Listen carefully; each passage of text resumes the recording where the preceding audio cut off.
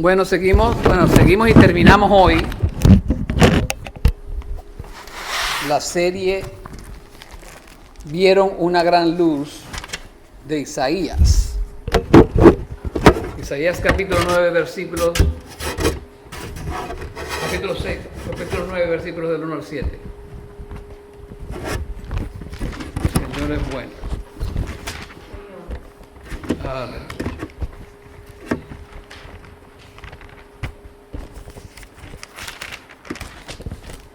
Amén. Bueno, empezamos esta serie con Admirable Consejero. Luego seguimos con Padre Eterno. Después Dios Todopoderoso. Y hoy terminamos con Príncipe de Paz. Príncipe de Paz. Miren, hay varias razones por las cuales Cristo es el Príncipe de la Paz. Una es por nacimiento, porque es el Hijo del Rey y el Hijo de Dios, y por oficio, poder y autoridad. Él fue exaltado para ser príncipe y salvador de su pueblo. ¿Sí o no? Él es un príncipe superior a cualquier otro rey, siendo el príncipe de los reyes de la tierra. ¿Qué nos dice Hechos 5:31? Dice, luego Dios lo puso en el lugar de honor, a su derecha, como príncipe y salvador. Lo hizo para que el pueblo de Israel se arrepintiera de sus pecados y fuera perdonado. Él es el rey de los príncipes de la tierra. Él es el príncipe de los reyes de la tierra. Él es llamado príncipe de paz porque Él es el autor de la paz. ¿No hablamos de la paz en el libro de los Efesios? ¿Sí o no? Él es la paz, dice el libro de los Efesios. Él es el autor de la vida. Fíjense lo que dicen los apóstoles en Hechos 3:15.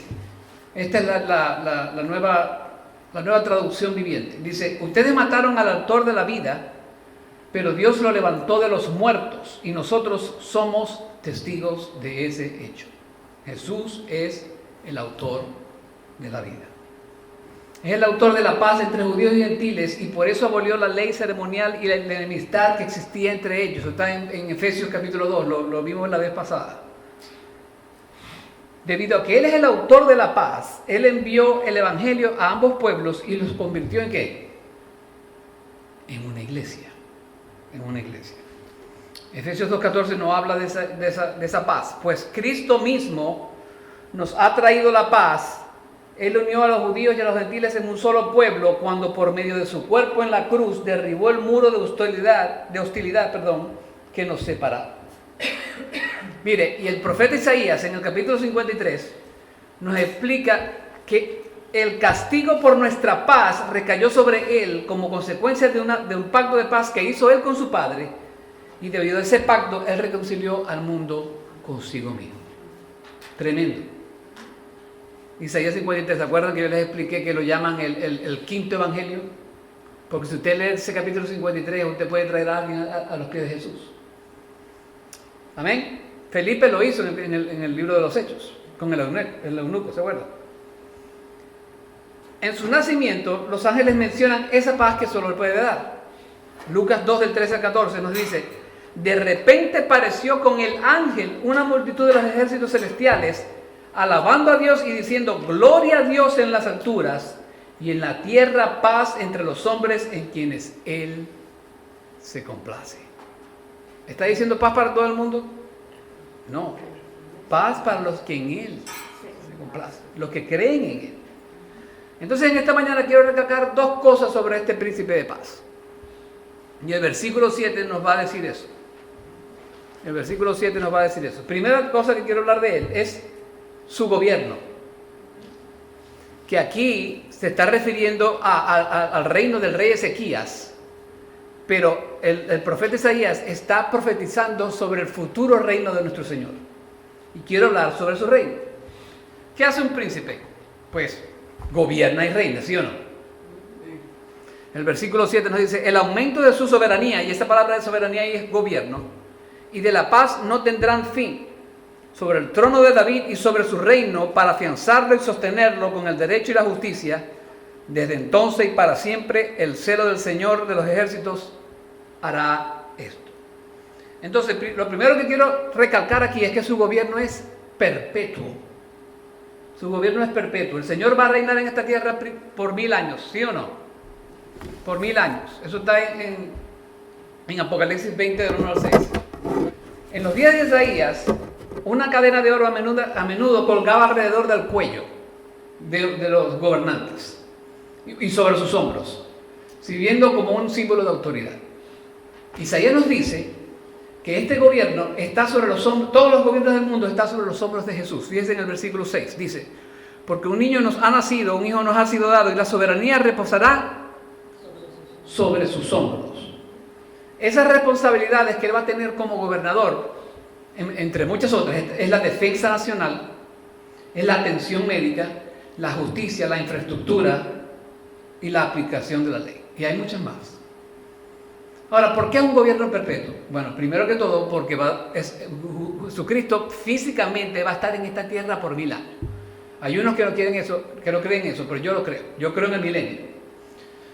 ¿Y cuál es el soporte? Apocalipsis 20, del 1 al 6. Dice: y vi a un ángel que descendía del cielo con la llave del abismo y una gran cadena en su mano. Prendió el dragón, la serpiente antigua, que es el diablo y Satanás, y lo ató por 1000 años. Y lo arrojó al abismo y lo cerró y lo selló sobre él, para que no engañara más a las naciones hasta que se cumplieran los 1000 años. Después de esto debe ser desatado por un poco de tiempo. También vi tronos y se sentaron sobre ellos y se les concedió autoridad para juzgar. Y vi las almas de los que habían sido decapitados por causa del testimonio de Jesús y de la palabra de Dios. Y a los que no habían adorado a la bestia ni a su imagen, ni habían recibido la marca sobre su frente, ni sobre su mano, y volvieron a la vida y reinaron con Cristo por 1000 años. Los demás muertos no volvieron a la vida hasta que se cumplieron los 1000 años. Esta es la primera resurrección. Bienaventurado y santo es el que tiene parte en la primera resurrección. La muerte segunda no tiene poder sobre estos, sino que serán sacerdotes de Dios y de Cristo y reinarán con él. ¿No les llena eso de esperanza? Que algún día el Señor Jesucristo va a estar en esta tierra gobernando por 1000 años. Yo tenía un pastor que decía: usted va a tener la oportunidad de ir a donde vive Jesús. Él va a tener una casa aquí, una fortaleza. Bueno, Él es la fortaleza, Él es la torre fuerte. Y eso va a ser fenomenal, eso va a ser fenomenal. Ahora, después de esos 1000 años, y después que saquen a Satanás por un poquito de tiempo, dice la Biblia allí, vamos a vivir con Él por siempre. Por eso es que su gobierno es perpetuo. ¿Ok? Su gobierno es perpetuo. La Biblia nos dice en Apocalipsis 11:15 que el séptimo ángel tocó la trompeta y se levantaron grandes voces en el cielo que decían: el reino del mundo ha venido a ser el reino de nuestro Señor y de su Cristo, y Él reinará por los siglos de los siglos. ¿Y eso qué significa? Por siempre, por toda la eternidad. Ahora, Daniel también nos habla de ese reino eterno.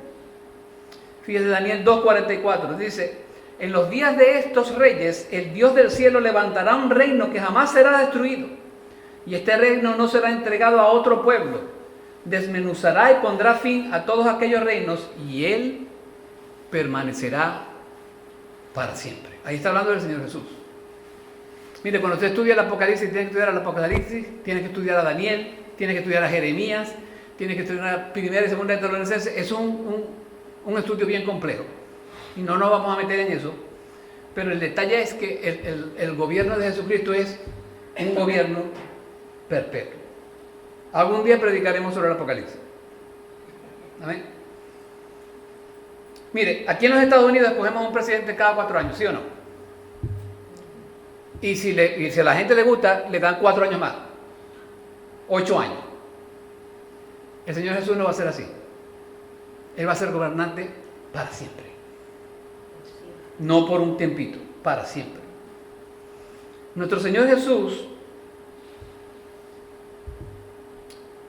nadie lo puede derrocar. ¿Por qué? Porque Él es la roca inconmovible.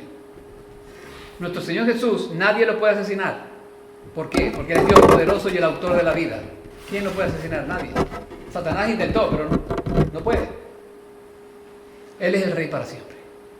Él es el Rey para siempre. Ahora, si nos vamos al Salmo 2, El Salmo 2 habla de su gobierno. Vamos a ir a ver que su gobierno será resistido. Fíjense lo que dice el Salmo 2 del 1 al 3. ¿Por qué se amotinan las gentes y los pueblos piensan cosas vanas? Se levantarán los reyes de la tierra y príncipes consultarán unidos contra Jehová y contra su ungido, diciendo: rompamos sus ligaduras y echemos de nosotros sus cuerdas. Gente ignorante, ¿sí o no? Nadie puede contra Dios, ¿no? El Salmo sigue y nos dice que será un gobierno justo. ¿Por qué? Porque va a castigar la desobediencia. Fíjense lo que dice del 4 al 9. El que se sienta como rey en los cielos se ríe y el Señor se burla de ellos.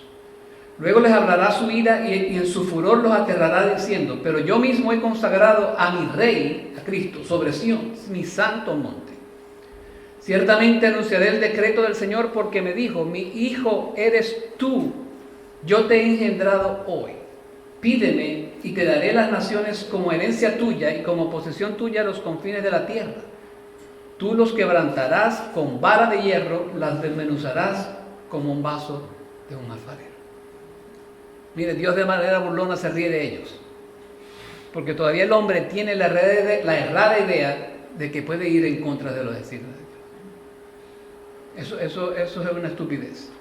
Él les dice: yo te puedo quebrantar con mi vara de hierro y te puedo desmenuzar como el vaso de un alfarero. Los que van en contra de Dios no tienen ni la más mínima oportunidad de ganar esa guerra, porque Dios es el Dios todopoderoso. Ese gobierno justo va a recompensar la obediencia. Si nos vamos al Salmo 2, del 10 al 12, dice: ahora pues, oh reyes, mostrad discernimiento, recibid amonestación, oh jueces de la tierra, adorad al Señor con reverencia y alegraos con temblor, honrad al Hijo para que no se enoje y perezcáis en el camino, pues puede inflamarse de repente su ira. Y aquí dice: cuán bienaventurados son todos los que en Él se refugian. ¿Y qué es lo que hace el Señor aquí? Aquí el Señor lo que le está dando un consejo a la gente, diciéndole: mira, si ustedes me obedecen a mí, yo los voy a bendecir. Eso es lo que está diciendo el Señor. Eso es lo que está diciendo el Señor. Le da un consejo sabio.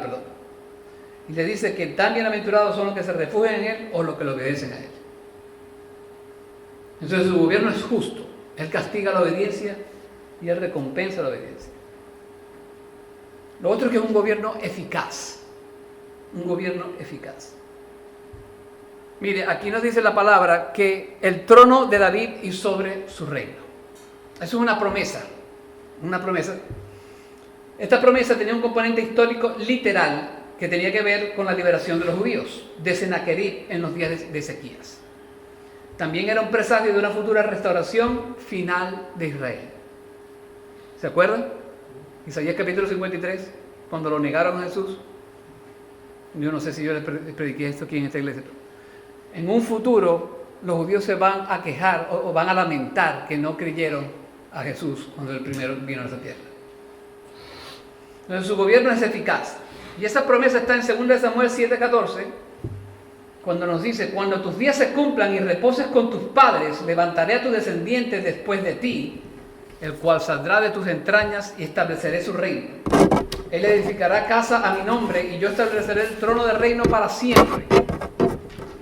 Su gobierno es eficaz porque Isaías nos dice que Él lo afianzará y lo sostendrá con el derecho y la justicia. Por eso es que es eficaz. Y aquí vamos a hacer un estudio de palabras. Y lo tuve que hacer porque este pasaje tiene tanto. Mire, esa palabra afianzar es el verbo cum, que transmite principalmente la idea de establecer o hacer que algo sea firme y estable. Solo eso lo puede hacer el Señor. Se utiliza en diversos contextos, entre ellos la preparación de planes, el establecimiento de cimientos y la construcción de estructuras o sistemas. El término también puede implicar el acto de dirigir o preparar algo para un propósito específico. En un sentido teológico, a menudo se refiere a la acción soberana de Dios al establecer sus propósitos y sus planes. Entonces, ese gobierno va a ser mejor que todos los gobiernos de este mundo. Jamás que ese gobierno usted nunca lo ha experimentado, porque no existe nadie que pueda gobernar como Jesús. Porque tiene la marca de Él tiene la marca de su creatividad, tiene la marca de su soberanía y tiene la marca de su sabiduría. No hay nadie tan completo como nuestro Señor. Él es el único que puede ser perfecto. Como no tenemos perfectos políticos, por eso que no tenemos perfecto gobierno. ¿Amén? Ahora, la palabra sostendrá en la cultura hebrea antigua se refería al apoyo y al sustento que estaba profundamente entrelazado con la vida comunitaria y familiar. Esa es la segunda palabra. La sociedad agraria dependía en gran medida del apoyo mutuo para sobrevivir, ya que fuera compartiendo comida, brindando refugio u ofreciendo aliento emocional. El uso de esta palabra, sa'ad, en la Biblia hebrea, refleja estos valores culturales, enfatizando la importancia de cuidar a los demás y la provisión divina que sustenta la vida. O sea, que el Señor no solo va a crear un gobierno que va a funcionar perfectamente porque va a regirse bajo las leyes de Él, sino que va a tener un gobierno que va a crear una atmósfera de unidad donde todo el pueblo se va a ayudar los unos con los otros, se van a amar los unos con los otros y van a compartir sus provisiones cuando sea necesario. Ese es el gobierno perfecto del Señor. Ese es el gobierno perfecto del Señor. Todo es posible. ¿Cuál es uno de los nombres del Señor Jesús? Jehová Jireh. ¿Qué significa? El Dios que provee. Luego el profeta nos dice que Él afianzará y sostendrá su reino con derecho y justicia. Con derecho y justicia. Esta palabra derecho denota principalmente rectitud y justicia, a menudo en el contexto de la conducta ética y la integridad moral. Esa es la palabra derecho. Abarca la idea de estar en una relación correcta con Dios y los demás. O sea, una relación horizontal con el hombre y una relación vertical con Dios. Cumplir con las obligaciones y vivir de acuerdo con las normas divinas. En la Biblia, esta palabra se asocia con frecuencia con el carácter de Dios y sus expectativas de que su pueblo actúe con justicia y rectitud. O sea, la gente que me dice a mí, yo creo en Jesucristo, pero vivo como me da la gana, eso no es cristiandad. Porque nosotros nos debemos regir de las leyes morales, por las leyes morales de Dios. En el Antiguo Testamento esta palabra se usa a menudo para describir los juicios justos de Dios, las decisiones legales de los jueces humanos y las leyes u ordenanzas dadas a Israel. Significa un estándar de rectitud y justicia que refleja el carácter de Dios y sus expectativas para la conducta humana. Para la conducta humana. Con este tipo de gobierno no debiera haber malos entendidos. Con este tipo de gobierno no debiera haber revueltas. Con este tipo de gobierno no debiera existir nada, absolutamente nada malo. ¿Por qué? Porque es gobernado por el príncipe de paz, el rey de reyes y señor de señores. Eso no puede existir en el gobierno de Cristo, porque si Él es perfecto, su gobierno es perfecto. Él es la autoridad suprema y algún día, por un periodo de 1000 años, Él estará con nosotros en esta tierra. Después Satanás lo van a sacar un poquito de tiempo y después viene el reino eterno. Por eso que su gobierno es perfecto. Mire, y yo escribí aquí un par de pensamientos. ¿Cuánto no anhelamos un gobierno así que nos ayude, que nos proteja, que nos aliente? No lo vamos a obtener. Yo tenía un pastor aquí, el pastor Ed. Él decía, la gente está orando para que las cosas se pongan mejores. Se van a poner peores. Se van a poner peores. Porque en el final, ¿qué dice la palabra? Que habrán, ¿cómo se llama? Noticias de guerras y de terremotos y de cuestión. Pero dice, pero todavía no es el final. Pero está cerca. Entonces la cosa se va a poner peor. No mejor. Eso no es una utopía. Es una realidad que el mismo Señor Jesús va a hacer posible. Nosotros no soñamos que el Señor Jesús... La gente puede pensar que ese gobierno perfecto de Jesús es una utopía, lo estamos soñando, que nunca va a existir. Pero la Biblia nos dice que existe. Y cuando Él venga por segunda vez, Él va a establecer ese reino por siempre y para siempre. Porque Él es el Rey de Reyes y el Señor de Señores. Amén. Entonces, ese es su gobierno. Lo otro es su paz. Y esa es la que nos gusta en la Navidad, ¿verdad que sí? Esta palabra paz transmite una variedad de significados que incluyen, por ejemplo, estar seguro, estar bien, estar feliz, ser amigable, tener bienestar, tener salud, tener prosperidad, no tener conflictos, tener plenitud, estar en armonía. ¿Cuántos de nosotros no queremos estar así? Entonces Isaías nos dice que esa paz es ilimitada, así como su gobierno. Dice en el 7, el aumento de su soberanía y de la paz no tendrán fin. Su gobierno es eterno y su paz es eterna o ilimitada. No tiene límites. En el contexto aquí de Isaías se refiere a una paz nacional o geográfica. ¿Ok? Fíjense en el versículo 9:3. Dice, multiplicaste la nación, aumentaste su alegría, se alegran en tu presencia como con la alegría de la cosecha, como se regocijan los hombres cuando se reparten el botín. Multiplicaste la nación. ¿Ok? Es una paz nacional. El 6 y el 7 nos dicen, porque un niño nos ha nacido, un hijo nos ha sido dado, y la soberanía reposará sobre sus hombros, y se llevará su nombre admirable, consejero, Dios poderoso, Padre eterno, príncipe de paz. El aumento de su soberanía y de la paz no tendrán fin sobre el trono de David y sobre su reino, para afianzarlo y sostenerlo con el derecho y la justicia, desde entonces y para siempre. Note el contexto. Esta es la promesa de paz para un mundo tenebroso y agradable. Esa es la promesa de Dios para el mundo. Esta es la paz que pone fin a la guerra, a los gobiernos, a los dictadores corruptos. Esa es la paz que Él va a permitir en esta tierra cuando Él esté aquí gobernando la tierra por 1000 años.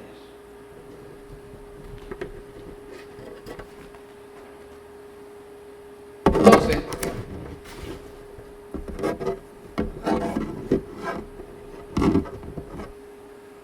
este reino, bueno, nosotros los que somos cristianos ya estamos en ese reino, pero ese reino literal todavía no ha pasado, ¿verdad? Está por establecerse, y eso ya lo vimos en Apocalipsis 20 del 1 al 6. En este reino es donde dice Isaías también que el león se echará con el cordero y las naciones convertirán sus espadas en arados. Cuando Jesús regrese a la tierra como el rey David, y con la paz cubrirá toda la tierra. Por eso que dice ahí que sobre el trono de David y sobre su reino Él va a gobernar. Porque fue una promesa al rey David. Aleluya. Imagínense tener un gobernante que tenga la capacidad de mantener la paz en nuestro país en el tiempo que le corresponde. ¿Lo podemos tener ahora? No. Tenemos que esperar por Jesús. Jesús va a promover su paz en todo el mundo cuando reine en nuestra tierra por esos 1000 años. Él es el príncipe de paz. Él es un verdadero gobernante. Él es el verdadero príncipe de paz. Sin embargo, esa paz no es solo nacional o mundial, sino que también puede ser personal o interna. ¿Qué dice Pablo en Romanos 5:1? Por tanto, habiendo sido justificados por la fe, tenemos paz para con Dios por medio de nuestro Señor Jesucristo. Nosotros recibimos una paz interna cuando nos entregamos al Señor. Amén. Dice el Señor en Juan 14:27, la paz os dejo, mi paz os doy. No os la doy como el mundo la da, no se turbe vuestro corazón, ni tenga miedo. Cuando lo recibimos a Él por fe, la enemistad que existía entre nosotros y Dios es reemplazada por la hermosa paz que solo Él puede dar. Cuando estemos ansiosos, la paz de Dios guardará tus corazones y mis corazones y nuestras mentes. ¿Qué nos dice Pablo en Filipenses 4:6-7? Por nada estéis afanosos, antes bien en todo mediante oración y súplica con acción de gracias, sean dadas a conocer vuestras peticiones delante de Dios. Y la paz de Dios, que sobrepasa todo entendimiento, guardará vuestros corazones y vuestras mentes en Cristo Jesús. Mire, yo sé que muchas veces ustedes se preguntan, yo necesito paz, quiero más paz. Quiero más paz interna en mi corazón. Y sabe, si usted se pone a leer bien atentamente ese pasaje, Dios le está diciendo a usted, tú quieres más paz, tienes que orar más.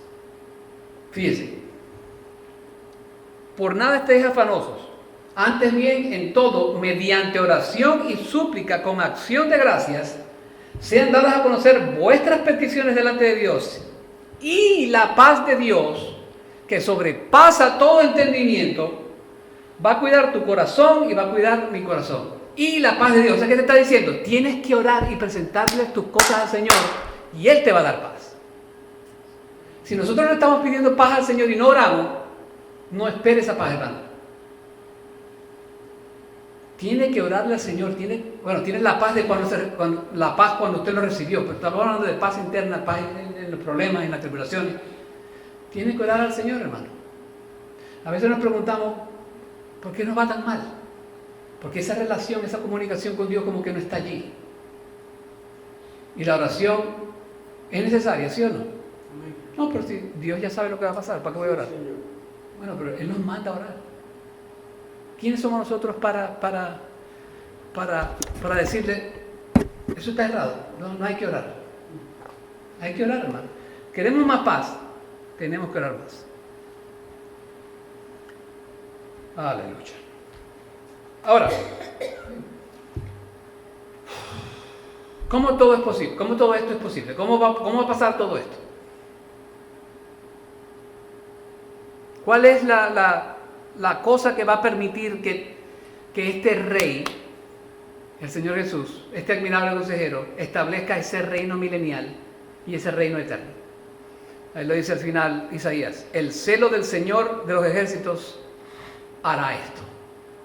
Y esa palabra Señor ahí es la palabra Jehová, el Dios autoexistente, lo que llaman el tetragamatrón. ¿Sabe lo que significa eso? Porque el tetragamatrón es, disculpe que me ponga un poquito aquí teológico, porque esa palabra hebrea son 4 letras. Amén. Entonces ese es el Dios, ese es el Dios que se le apareció a Moisés y le dijo: yo soy el gran yo soy el que soy. Amén. Ese es el Dios que conoce todo el tiempo, el pasado, el presente y el futuro. Amén. Ese Jehová es el que va a permitir que todo esto pase. Y lo más bello del caso es que ese Jehová es el Padre, el Hijo y el Espíritu Santo, ¿sí o no? Es un Dios trino. Entonces el celo del Señor va a hacer esto. Mire, el Señor no es un humano para que su celo se desvanezca. El celo de Dios es una pasión de Dios para cumplir sus propósitos. El celo de Dios es una expresión de su amor y fidelidad. Él es totalmente comprometido con esa realidad, hacer realidad ese reino. Este compromiso divino garantiza la victoria final del reinado de Cristo, el celo de Dios. Mire, imagínense un gran artista trabajando en una obra maestra. Cada pincelada, cada detalle se hace con cuidado y pasión para asegurar la perfección. El celo de Dios es como del artista que se asegura que su reino será impecable y completo.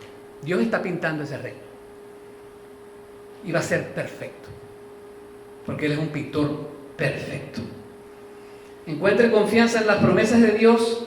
Él cumplirá sus propósitos y su reino vendrá en plenitud. Mire, y hablando de esto de aquí, de lo del artista que hace pinceladas, escuché a alguien, no me acuerdo si fue en la televisión o lo leí, dice que un artista sin pasión no es artista. ¿Qué le parece eso? Un artista sin pasión no es artista. Y la pasión de Dios para que nuestras almas sean salvas, Él es el mejor artista de este mundo. Porque Él está apasionado porque las almas vengan a Él. Amén. Él es un Dios apasionado.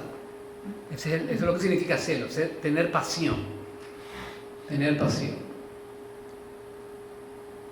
Ahora, así como este celo logró el nacimiento de Mesías, su celo va a cumplir cada promesa que ha hecho a su pueblo. Esta verdad nos llama a confiar en Él en cada situación, incluso en las circunstancias más severas. ¿Tiene incertidumbre en su vida? Recuerda que el celo de Dios garantiza su plan para tu vida.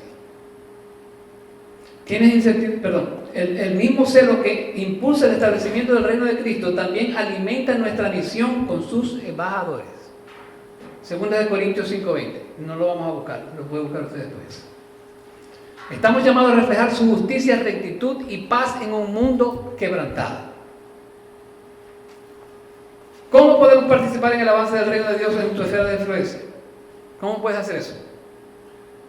Deja que la pasión de Dios inspire tu servicio. Si no tenemos una pasión para predicar el Evangelio, tenemos que empezar por allí. Señor, dame una pasión para predicar tu Evangelio. Miren, me acuerdo de las palabras de Moody que él decía, una vez se fue a acostar y le dice a su esposa, eran como las 10 de la noche, y le dice a su esposa: mi amor, o no le prediqué el Evangelio a nadie. Y el hombre se paró de la cama, se vistió, fue hacia afuera y consiguió a alguien a quien compartir el Evangelio. Moody le predicaba por lo menos, o compartía el Evangelio a una persona por lo menos al día. Imagínense el tremendo testimonio. A mí, yo como soy medio dormilón, bueno, cuando puedo dormir bien, que yo me levante a las 10 de la noche a ir, se lo soy honesto, pero esa es la disciplina del hombre. Le voy a hablar a una persona y no es difícil. No es difícil, porque ¿cuántas personas usted no habla al día? No es difícil. Eso es tener pasión por el reino del Señor. Aleluya. El celo del Señor no es solo una seguridad, sino también una invitación a la adoración. Su compromiso inquebrantable con su gloria y nuestra redención debe estimular nuestros corazones a una adoración reverente. Adora a Dios no solo por lo que ha hecho, sino por quien Él es, un Dios cuyo celo es incomparable. Amén. Mire, este capítulo 9 hay muchas cosas allí que me encantaría decir, pero tenemos cierto tiempo para predicar la palabra. Yo generalmente no predico más de una hora, porque me parece que eso es ridículo. Más de una hora es mucho. Y si he predicado una hora, bueno, o cerquita de la hora. Pero ¿cuáles son mis últimas palabras en esta serie? Bueno, las voy a prestar del libro de Isaías. No olvidemos que un niño nació por nosotros. Está hablando por el nacimiento de Jesús. No nos olvidemos que un hijo fue dado por nosotros. Está hablando de su crucifixión.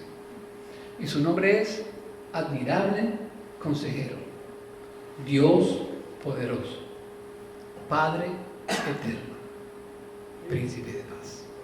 Vamos a orar. Padre Celestial, gracias, Señor, por esta serie, Señor, que nos habla de tu carácter tan perfectamente. Gracias porque eres un Dios de amor, Señor. Porque tú nos amaste primero a nosotros, Señor, y ahora nosotros te amamos a ti. Y por consiguiente debemos amar a la gente que tú amas, que no te conoce, Señor, para que venga tu reino. Señor, y permítenos que expresemos ese amor en compartir tu evangelio, Señor, porque qué más amor que ese. Permite que tu iglesia crezca, porque es tu voluntad y no es porque es la voluntad de nosotros, Señor. Permite que entendamos, Señor, que compartir el evangelio no significa convertir a la gente, porque tú eres el único que puede convertir. El evangelio simplemente es dar las buenas noticias de que tú das salvación. Señor, en lo que queda de este año, bendice nuestras vidas, protege nuestros familiares, ayúdanos a compartir el evangelio con esos familiares, y si no somos nosotros, Señor, que alguien más comparte el evangelio con ellos, Señor. Pongo en mi corazón todas aquellas personas por las cuales he orado en un momento, Señor, y que nunca han venido a ti, Señor. Lo mismo oro por los hermanos, Señor.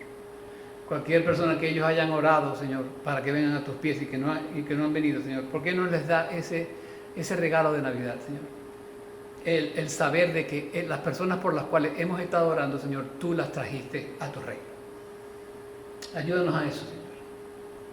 Y ayúdanos a seguir caminando esta vida de santidad, Señor, que no es fácil, pero contigo todo es posible. Gracias, Padre Santo, por tu amor, gracias por tu provisión, gracias por todo lo que nos das, Señor, a pesar de las cosas malas, que muchas veces tú las utilizas para nuestro bien. Ayúdanos, Padre, en el nombre de tu Hijo Jesús. Amén.